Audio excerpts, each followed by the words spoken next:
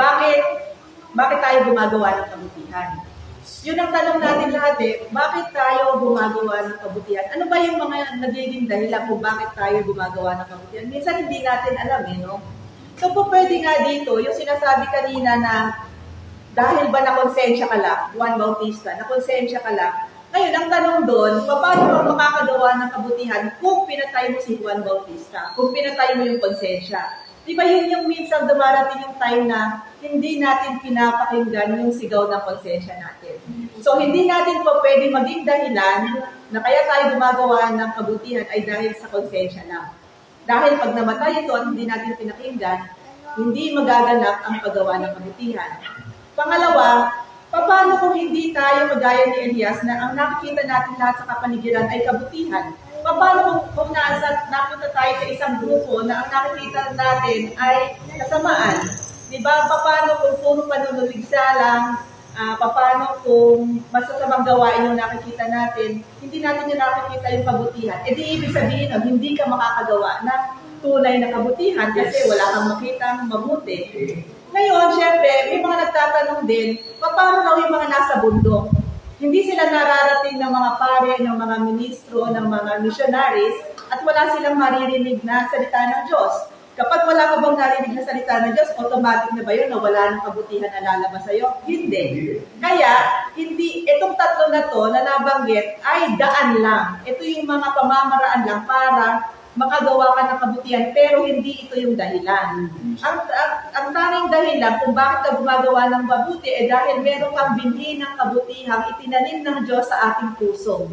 May konsensya man o wala, may makita kang kabutihang na nakikita sa kapaligiran o wala, may maririnig ka man salita ng Diyos o wala, dahil sa binhi ng kabutihan na itinanim ng Diyos sa atin bago tayo isilang, yun ang dahilan kung bakit tayo gumagawa ng kabutihan. Ngayon, sinabi dito yung, ano nga ba ang tingin niyo sa akin?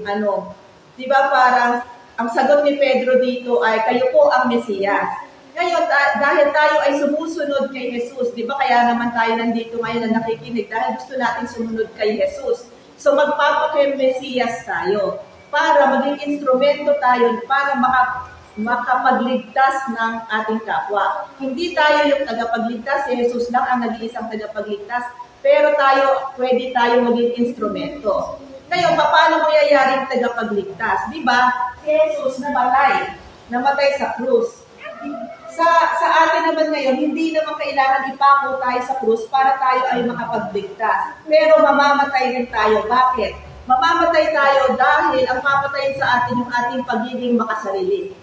Yun ang unang-una kailangan mapatay tayo sa pagiging makasarili na para na rin tayo pinapako sa krus. Ngayon, para marating natin yung makapagligtas tayo, makatulong tayo para makapagligtas, kailangan tayo maging si Pedro. Pedro, na kailangan maging matatag tayo. Paano naman natin mararating yung pagiging matatag? Kailangan natin maging maunawain. Kailangan malawak yung ating pangunawa. Pero paano natin mararating yung ating pagiging mapang-unawa o malawak na unawa?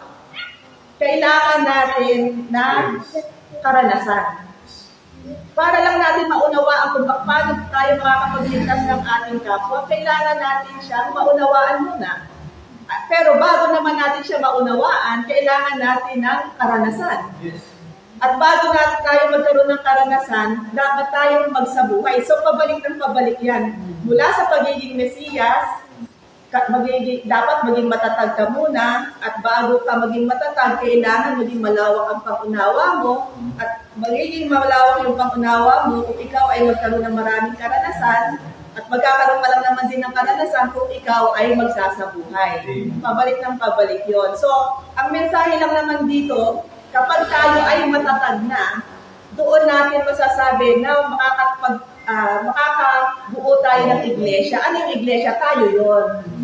Tayo yon. So, pag dumating yung time na kaya mo ng mga laga, ng mga tao, dahil sa katatagan mo, masasabi na natin na ikaw rin ay Pedro. At yun ang ating hinahangad. Yun lang.